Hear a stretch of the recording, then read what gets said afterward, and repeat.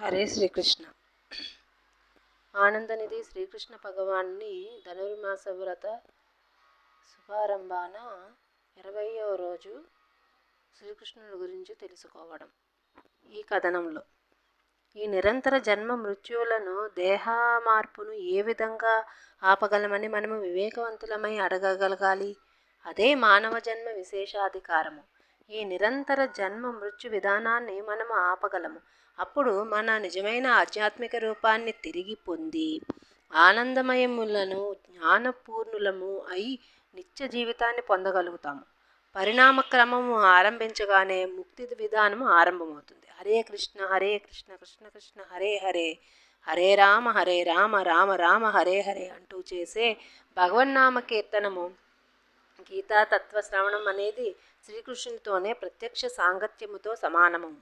ఇది భగవద్గీతలో చెప్పబడింది. ఈ పద్ధతే కీర్తనమని పిలువబడుతుంది. భాష అర్థం కాకపోయినా కేవలం శ్రవణం ద్వారా మనిషి కొంత పుణ్యాన్ని పొందుతాడు. అతనికి అది అర్థం కాకపోయినా ఆ సంపదే అతన్ని పుణ్యజీవనం వైపుకు నడిపిస్తుంది. దానికి అంతటి శక్తి ఉన్నది. శ్రీకృష్ణుని గురించిన కథలు 2 ఉన్నాయి. ఒకటి భగవద్గీత, దాన్ని శ్రీకృష్ణుడే చెప్పాడు. రెండవ కృష్ణ కథ శ్రీమద్ భాగవతం, అది శ్రీకృష్ణుని గురించి చెప్పబడింది. ఈ విధంగా 2 రకాల కృష్ణ కథలు ఉన్నాయి. శ్రీకృష్ణునికి సంబంధించినవి కనుక రెండూ కూడా సమాన శక్తిని కలిగి ఉన్నాయి. భగవద్గీత కురుక్షేత్ర రణరంగంలో చెప్పబడింది కనుక రణరంగముతో తమకేమీ సంబంధం ఉన్నదని కొందరు అడుగుతారు. ఎటువంటి యుద్ధ రంగంతో తమకు సంబంధం లేదని, ఆధ్యాత్మిక జ్ఞానమునే తాము కోరుకుంటున్నామని, అటువంటప్పుడు తమకు ఆ యుద్ధ రంగముతో పనేమిటని వారి వాదము. శ్రీకృష్ణుడు యుద్ధ రంగంలో ఉన్నాడు కనుక సమస్త యుద్ధ రంగమే శ్రీకృష్ణమయమైపోతుంది. ఏదేని లోపము ద్వారా కరెంటును పంపినప్పుడు లోహం అంతా కరెంటుతో నిండిపోతుంది. అదేవిధంగా శ్రీకృష్ణుడు ఏదేని విషయం గురించి ఇష్టపడితే అదంతా కృష్ణమయమే అవుతుంది. లేకపోతే కురుక్షేత్ర రణరంగం గురించి చర్చించవలసిన అవసరమే లేదు. శ్రీకృష్ణ భగవానుని సర్వశక్తిమత్వము అటువంటిది. ఈ సర్వశక్తిమత్వము శ్రీమద్ భాగవతంలో కూడా వర్ణింపబడింది. కృష్ణ కథలు చాలా ఉన్నాయి. వేదవాజ్మయము వాటితోనే నిండి ఉంది. వేదాలంటేనే కృష్ణ కథలు. వేదాలతో పాటు శాస్త్రాలు భిన్నంగా కనిపించవచ్చు, కానీ అవన్నీ కృష్ణ కథ కొరకే ఉన్నాయి. మనం ఈ కృష్ణ కథలను వింటే కలిగే ఫలితం ఏమిటి? అవి విశుద్ధ ఆధ్యాత్మిక నాదములు కనుక ఆధ్యాత్మిక చైతన్యమే ఫలముగా లభిస్తుంది.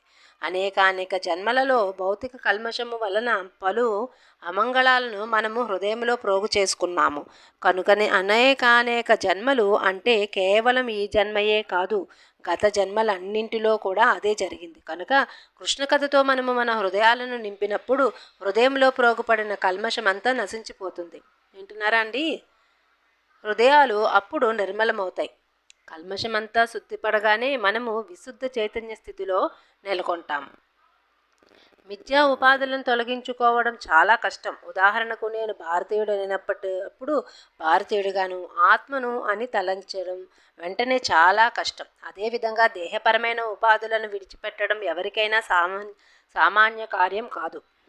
అయినా కృష్ణ కథను వింటూ ఉంటే అది సులభ సాధ్యం అవుతుంది. దానికి ప్రయోగం చేసి చూడండి. ఈ ఉపాధుల నుండి మిమ్మల్ని మీరు ఎంత సులభంగా విముక్తులను చేసుకోగలరో మీరే చూసుకోవచ్చు. కానీ మనస్సులో నుండి కల్మషాన్ని అకస్మాత్తుగా దూరం చేయడం సాధ్యం కాకపోయినా ప్రకృతి ప్రభావం తగ్గిందని మనం వెంటనే గమనించవచ్చును.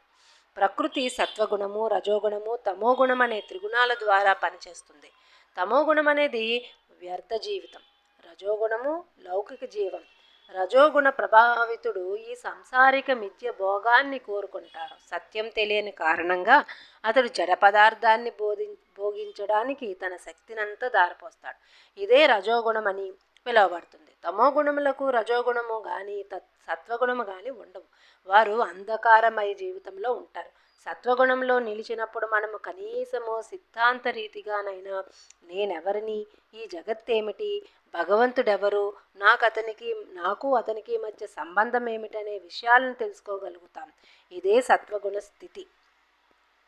కృష్ణ కథ వినడం ద్వారా మనము రజోగుణ స్థితి, తమోగుణ స్థితి నుండి బయటపడతాము.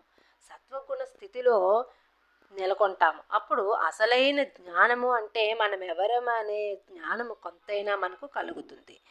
అజ్ఞానం అనేది పశుజన్మం వంటిది. పశుజన్మ దుఃఖపూర్ణము. అయినా దానికి తాను కష్టపడుతున్నానని తెలియదు.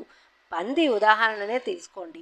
అయినా ఇక్కడ న్యూయార్క్ నగరంలో పందులు కనిపించవు, కానీ భారతదేశంలోని గ్రామాలలో పందులు కనిపిస్తాయి. అయ్యో, దానిదెంత దయనీయమైన జన్మ! అది మురికి ప్రదేశంలో ఉంటుంది, మలం తింటుంది, ఎల్లప్పుడూ అపరిశుభ్రంగా ఉంటుంది. అయినా అది మలం తింటూ ఆడపందితో సంభోగం చేస్తూ అతి సుఖంగా ఉన్నాననుకొని లావుగా తయారవుతుంది. ఇంద్రియ భోగమే అయినా భోగించాలనే స్ఫూర్తి ఉన్న కారణంగా పంది అతిగా లావెక్కుతూ ఉంటుంది. సుఖంగా ఉన్నామని మిథ్యగా తలుస్తూ మనం పందిలాగా ఉండకూడదు. రేయింబవళ్ళు కష్టించి పనిచేస్తూ తర్వాత మైదున భోగాన్ని అనుభవిస్తూ సుఖంగా ఉన్నామని జనులు అనుకుంటారు. కానీ అది సుఖమే కాదు. అది పంది సుఖమని భాగవతంలో వర్ణింపబడింది. సత్వగుణంలో ఉన్నప్పుడే మనిషికి సుఖం ఉంటుంది. అప్పుడే అసలైన సుఖమేమిటో అతడు తెలుసుకోగలుగుతాడు. జనులారా, విన్నారు కదా. సో ఇప్పుడు మనము అనుభవిస్తున్న ఈ భోగభాగ్యాలు దేనితో పోలిక చెప్పబడిందో మీరే విన్నారు. కనుక మీరు ఈ కృష్ణ కథల్ని ఆలంఘన చేసుకొని మీరు ఏ సుఖాన్ని కావాలని అనుకుంటున్నారో మీరే నిర్ణయించుకోండి. హరే శ్రీకృష్ణ.